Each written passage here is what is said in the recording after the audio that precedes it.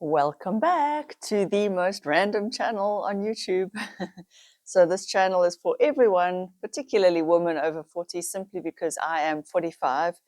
And on this channel, I discuss anything and everything that's on my mind. So if you are a woman in your 40s, 50s, 35, I don't know, any age, all ages, you will relate to me because I'm a woman talking woman things. And if you're a guy, you're welcome, but assume it might be boring for you. But there have been a few dudes listening in, and that's cool as well. So as I talk, I've given my nails a long break. They are quite damaged from the gel and stuff that I've been doing, but I feel like having some color again. So I'm going to be back to painting and talking. So let me do my right hand. But I have been thinking a lot about this subject that I spoke to you guys about last time, which is getting sober. And I'm not an alcoholic. So what am I talking about? But you don't need to be an alcoholic to want to give up alcohol. That is like my main thought process lately, because alcohol by its very nature is addictive, and you don't need to be an addict to be drawn into. It's just what it does to your brain. Like a lot of things in life, they say that nicotine is one of the most addictive things. Thank goodness I never smoked in my life. Thank goodness. So, and like I say, I'm not an alcoholic. I can go months without it. I'm usually always the first one at a party to go home or to stop drinking. I'm usually one of those people who ends up mixing water in between. I'm usually the party pooper, to be honest, but not always. And that's the problem, is that there have been times where I've just said, fuck it, let's drink. And I don't want to do that anymore. I don't like, there's a message on my phone. Okay, it's my Take-A-Lot delivery. I've just ordered some seam-free bras that look super comfortable. So as I mentioned in my previous video, I have been told by my plastic surgeon when I got my boobs all those years ago that I should be sleeping in a bra. It's just uncomfortable. So I've ordered anyway some seam-free bras to try. So maybe I'll sleep in those. But okay, let these dry. But even though I'm not an alcoholic, I've had moments where I drank too much, like we all do, and I haven't been proud of it. And I don't like that. I don't like the fact that you never know which way it could go. You have one or two, and then if you just go over that edge, you want to carry on. And I don't like that. I don't like how I feel the next day. That is the big, big one. I don't like when I am sober and I see other people, even when they're just entering the tipsy phase, they become louder, annoying, stupid. Sorry if you're a drinker and you hear this, but you become stupid. And I'm thinking, well, that must happen to me. I'm not special. So yes, you can think, oh, well, when I'm drunk, I keep it together. But no one is special. No one is exempt. And I just don't want to be that. And I would love to get one full year or two totally sober, like every single event. So I'm going to aim for that and not give in to the pressure. Just have one, just have some champagne to toast. Nothing wrong with that. I'm not saying there's anything wrong with it. I'm not judging anyone. But for me, this is what I want. I just want to see if I can give it up completely, like for a year. Where I made a video on my main channel how I almost gave up for a year, but I still had a few moments where I did drink. And I don't want that. I really I'm over it for now. And again, I'm the type to never say never, but that's where I'm at now in my thinking. I could change. I'm very likely to change. Who knows? But I want to give it a full try. And that's where I'm sitting in my emotional state right now. This could be difficult because my partner doesn't feel the same. He's all for having a few to relax, having a few socially, which is fine. It's not a problem. But if you are the one who's not drinking at all and that other person just crosses that like 2 to 3 or 4 drink mark and they become, you know how they get. It's just a mild annoyance. And I find my insides go, but why should I have 1 or 2 just because I want to sort of keep up with his level? That's actually not cool. I'm doing myself a disservice. I don't want the poison in my body. So either we need to find some kind of mutual thing where I say, if you get like that, I need to remove myself. I need to go and read. I need to go home. I need to whatever. I'm going to have to communicate about it clearly and say it's nothing to do with you. It's just at my level where I'm at, I will need to be somewhere else or different, or, you know, communicate the headspace that I'm at. And maybe I need to communicate why it's so important to me. And I don't know why, but it's just something I've always wanted since young. I always went out and I thought, this is idiotic. What are we all doing? Drinking our faces off. It's stupid. It's so stupid. For me, at least. And I'm not trying to judge anyone for what they need to do or how they need to relax or how they need to socialize. I get it. Socializing can be awkward as fuck. You know, we went to this breakfast thing yesterday where we knew no one, and it's awkward. It is awkward, but that is just, it's fine. I will live with the awkwardness. I really don't want to put a poison in my body. Okay, moving on to the next topic. Speaking of putting a poison into one's body, let me have a sip of water first. I have been watching a whole lot of videos on removing implants and then getting a breast lift, or just a pure breast lift, or breast lift with or without implants. As you can see, it's on my mind, and this is how I roll. I will do research for years and years in advance, so I'm not saying I'm going to do it now.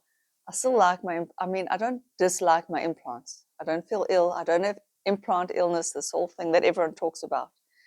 However, there is one small thing in the back of my mind that is a niggle. When I went for a mammogram, they said that there was this like blurry spot, and they thought it looked like, but they could be wrong because you know how these things go.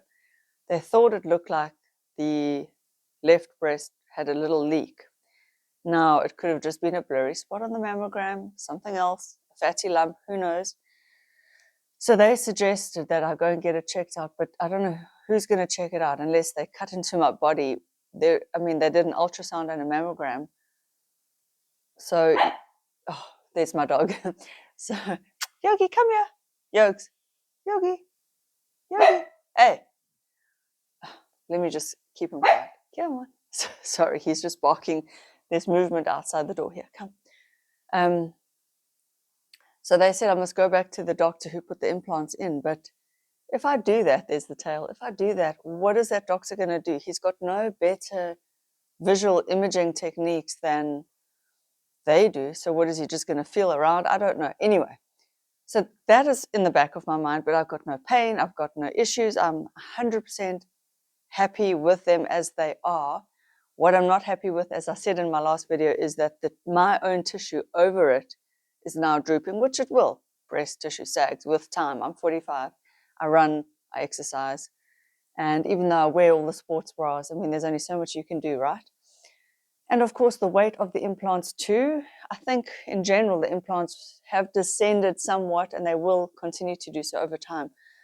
So I've always thought in the back of my mind, at some point, I'm going to need a lift of some sort. And I always thought, well, I'll lift the implants and the tissue, like whatever they can do, they must do. Now I'm starting to think, because I've seen a few influencers who've had breast reductions and were so happy, and, I'm at the age where it's not that important to me anymore to be chesty. I kind of have been thinking, what if I just remove them and get a lift and see how my own natural tissue just looks on its own? I've also been looking at, you can get fat transfer where they transfer fat into that area, which may be a solution for me, because when I got my implants, I was empty, flat, small. Looking back, not that I had no other option. I could have just left my breasts as they were, but yeah, I kind of see that I had no other option. I I don't think I would have done anything else regardless. And yes, there was all the influence back then of Pamela Anderson, and boobs were a big thing back then. The trend has changed. The look has changed. I mean, Hollywood actresses, for the most part, haven't gotten them, don't have them, whatever. Anyway, so for me now, I keep thinking going into my 50s, 60s, then I think about my 70s and 80s. Do I want to be a 70-year-old with implants? No. The answer is no. So long term, my gut instinct is that one day I will remove them. So I may as well do the research now, which I'm doing. I know it's going to be a surgery. Someone's going to pay for it. I'm hoping somehow, like I said, the YouTube will take off. And if you guys love the idea of following me on a journey like that, please do subscribe. Please do like, share this video. The more revenue I can make from YouTube, the more cool things I can do, the more I can share. And I'm always open and honest and raw and real. So there's an idea. Just support me if you want to see something like that down the line. It could be in a year, 2 years, 3 years, 5 years. I don't know. I don't know when it's coming, but it is coming, and I will share it all with you guys. That is for sure. If and when I make that decision, it's a huge fucking decision. Also, the surgeon you choose, what kind of a lift is he going to do? I mean, there's so much information. And yes, nowadays, surgeons, plastic surgeries come a long way, but one still needs to be cautious. So anyway, I've been thinking about that as well. And lastly, I've been thinking about what would I tell, like the best advice if I had a daughter, besides the fact that, you know what, don't worry about your looks. There's not much you can do about them. Just live your life. Be free.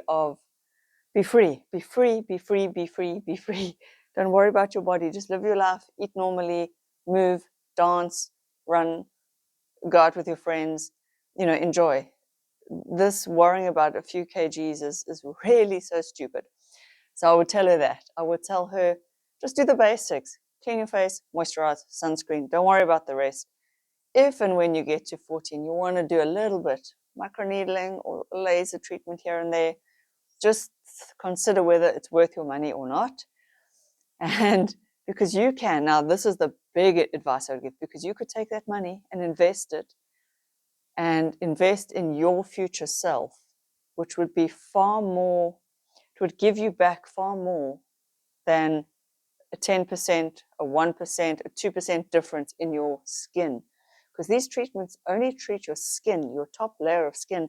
Nothing is treating I don't even know what the layers are underneath, but all the layers underneath. I have pretty good skin, if I say so myself. But you can see this here, that's sagging. I mean, all this, it's tissue sag and, neck sag. I'm not complaining. I've reached a point of, this is how I am. It's fine.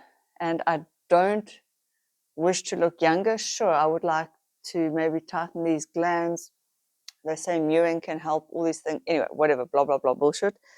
But I would tell her, consider your finances first and foremost when you're young. And I had my dad tell me that. Never really listened to him. And the reason is because women are raised with the rescue fantasy.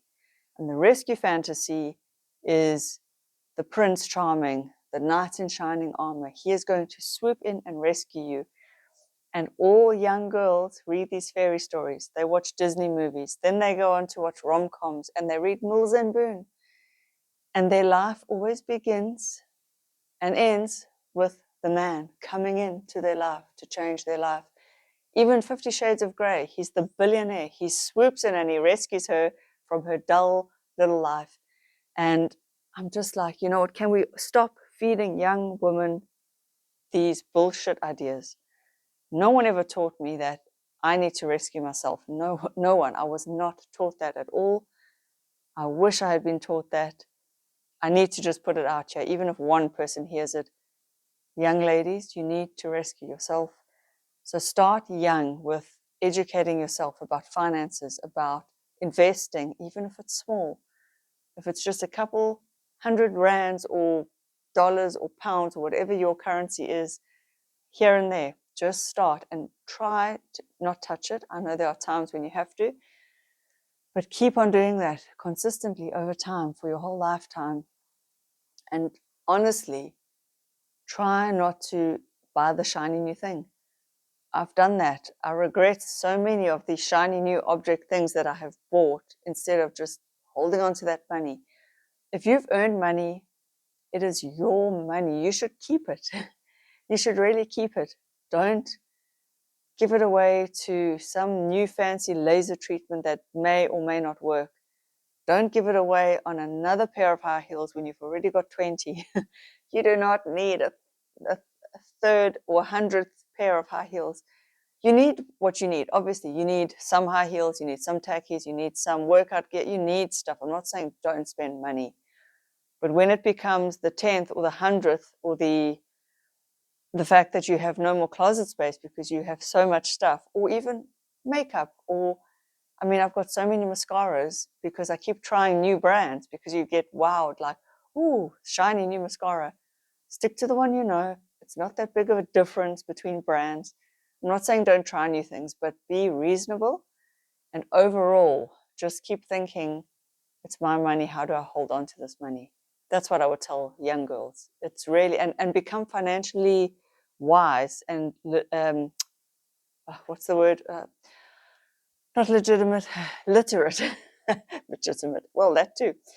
Become financially literate. Understand how money works. Start young. If only I had, and if only I hadn't thought it was boring. I used to think this is so dry and so boring, and it is in a way, but just think of making it exciting somehow, just somehow. And start with a small investment and play with it and watch how it grows and learn about things like that. I wish I had earlier. I did kind of. And I'm not saying I'm in a bad financial position at all, but if I were a mother to a young woman, that's what I would tell her, is that your looks are actually not as important as you think. They really aren't. You think they are. The world tells you that they are. The world tells women, look pretty, look pretty, look pretty, look pretty, look skinny, look pretty, look, oh, be a stick with boobs, be a stick with curves and boobs. And you think, wow, it's so important, and that's the only way I'm going to get a man. That's the only way I'm going to get attention. That's the only way I'm going to get social currency. But that is actually not true. It's actually not true. Sure, you do get attention, but it's temporary, it's for the wrong reasons. And I see smart women invest in much more long-lasting things. They invest in their education, they invest in themselves, they are good people, they are helpful to their friends, they invest money, they think about business, they write books, they paint, they do music, they are surgeons and doctors.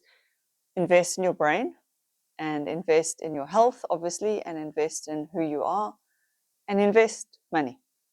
There we go. Oh, I had a lot to say today. I will see you guys in the next video, and I love you all. Thank you for watching. And if you haven't subscribed yet, please do. It might just help me get a breast lift that I can share with you one day. Who knows? You never know. And go check out my main channel too. It's Louise Corrans, my name. I will put that in the description box below. Bye.